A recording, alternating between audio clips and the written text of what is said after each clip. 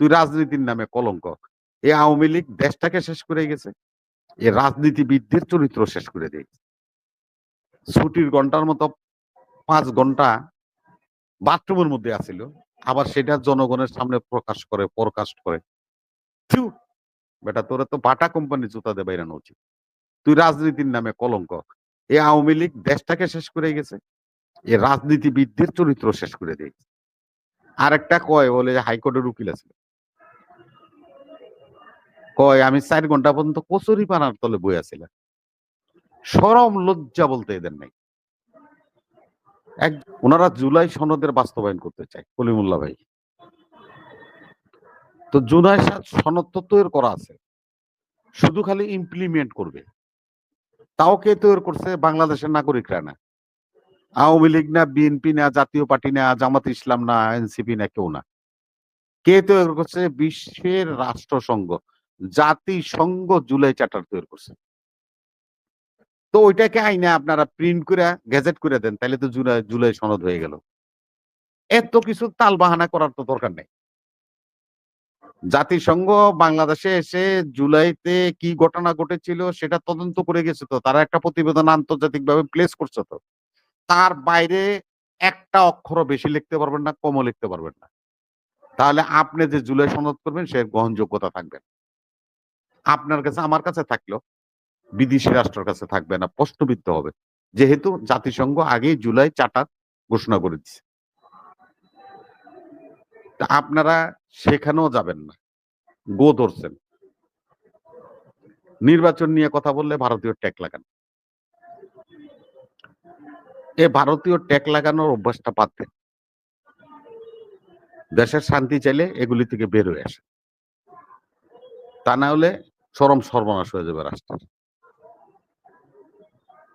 ভারতের এখনো বাংলাদেশে সক্রিয়। এরা ১৭ বছর আমাদের কাজী বুয়ারে পর্যন্ত তাগর টিমের মেম্বার বানাইছে।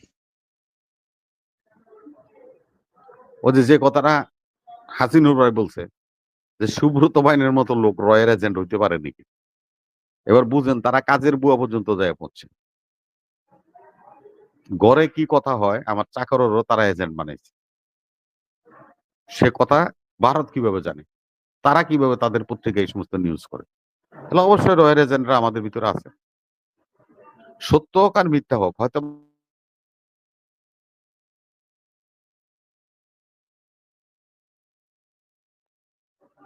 আমি তো দেখি যে আমাদের ভারতীয় টিভিতে আমি যে যাই, বিভিন্ন চ্যানেলে টক শো হয়। আমাদের দেশের দালালরা ওইখানে বসে টক শো করে। এই যে হারপিক মজুমদার, ওকে ডাক দিয়ে নিয়ে যায়। ওবায়দুল কাদের ডাক দিয়ে নিয়ে যায়। ওই যে সমর রেজাউল করিম ডাক দিয়ে নিয়ে যায়। আরে ভাই, এটা রাজনীতিবিদদের ইতিহাস লিখতে গেলে যদি এই ইতিহাস লিখতে হয় যে একটা ক্ষমতাসীন দলের সাধারণ সম্পাদক এবং প্রভাবশালী মন্ত্রী ছুটির ঘন্টার মতো ৫ ঘন্টা বাথরুমের মধ্যে আছিল, আবার সেটা জনগণের সামনে প্রকাশ করে। থু! বেটা তোরে তো বাটা কোম্পানির জুতা দিয়ে বাইরানো উচিত। তুই রাজনীতির নামে কলঙ্ক। এই আওয়ামী লীগ দেশটাকে শেষ করে গেছে। এই রাজনীতিবিদদের চরিত্র শেষ করে দিয়েছে। আরেকটা কয় বলে যে হাইকোর্টের উকিল আছে। কয় আমি ৪ ঘন্টা পর্যন্ত কচুরি পানার তলে বইয়া ছিলাম। শরম লজ্জা বলতে এদের নাই। একজন রাজনীতিবিদ এইভাবে কথা বলতে পারে? কথা বলে কোন সময়? আরে ভাই, বিপ্লব করবেন। এই যে একজন প্রশ্ন করছে, ওই যে কি আমার এই প্রশ্নটা করছে, ওই যে আসাদুজ্জামান কামাল নাকি কি করছে? আরে ভাই শুনেন, চে গুয়েভারা কিন্তু পৃথিবীতে বারবার জন্ম নিবে না। সেও একজন বিপ্লবী ছিল, বুকে গুলি খেয়ে মারা গেছে, কিন্তু নীতি থেকে পথভ্রষ্ট হয়নি। এরা হলো বিপ্লবী। যে বেটা কচুরি পানার তলে পলায়, যে বেটা বাথরুমে পলায়, ও আবার কিসের বিপ্লবী মিয়া? কি কন না কন? ভারত ভারত করে খালি চিল্লান, কইয়া চিল্লান। এগুলি এই সমস্ত মার্কেট নিবেন না মিয়া। সেদিন না পুরা করে এলো ভারতের মিয়া, রাফাইল সাফাইল সব গুড়া করে ফেলাইলো। ভারত হলো চতুর্থ রাষ্ট্র, 4th স্টেট। এই সামরিক অস্ত্রে যাদের ভান্ডার আছে তার মধ্যে চতুর্থ রাষ্ট্র হলো ভারত। আর পাকিস্তানের র্যাঙ্কিং কত জানেন? 31 নম্বর র্যাঙ্কিং, 31 নম্বর র্যাঙ্কিং। 31 আলায় তা করে গুম হারাম করে দিচ্ছে। বাংলাদেশের তো কোনো র্যাঙ্কিংই নেই। আমরা যদি একবার দাঁড়াই, ভারত তার যে সমস্ত চক্রান্ত করতেছে সে চক্রান্ত করে কি করবে দেখেন তো। ভারতের 7 সিস্টার খুব কম আপনার, এখন ওটা 6 সিস্টার হয়ে গেছে। মণিপুর স্বাধীনতা ঘোষণা করে দিছে। সেদিন মণিপুরের যে স্বাধীনতা ঘোষণা করছে তাদের মন্ত্রী পরিষদের পররাষ্ট্রমন্ত্রী ডোরিন বোম অলরেডি তারা স্বাধীনতা ঘোষণা করছে লন্ডনে বসে, তার সরকার ঘোষণা করছে। আমি এই পর্যন্ত তথ্য আছে মিজোরাম তারাও সরকার গঠন করবে এমন একটা অবস্থায় চলে গেছে। কারণ মিজোরামে এখন যে সরকার বিদ্যমান আছে সে সরকারটা পুরাই খ্রিস্টান সরকার এবং মিজোরামের 60% লোক হলো খ্রিস্টান।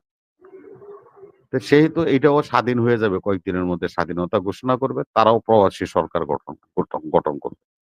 তো তারা তাদের নিজের দেশ রক্ষা করতে পারে না, আবার বৈরী রাষ্ট্র পাকিস্তানের লোকে যায় যুদ্ধ করতে যায়, মনে করেন থাপড় খায় আর মাটিতে পড়ছে। তাগরে নিয়ে কাউন্ট করার কোনো দরকার আছে? আপনারা এগুলি বইলা বইলা বরঞ্চ ওগুলো করতেছে আমার কাছে মনে হয়। এই নামই নেওয়া উচিত না, ভারত নাম লইলে উঁচু করা উচিত। কি লেগে আপনারা ভারত ভারত করেন আমি বুঝি না। এখান থেকে আমাদের বের হয়ে আসতে হবে। এটা ইচ্ছা করলেই সব সময় সম্ভব না।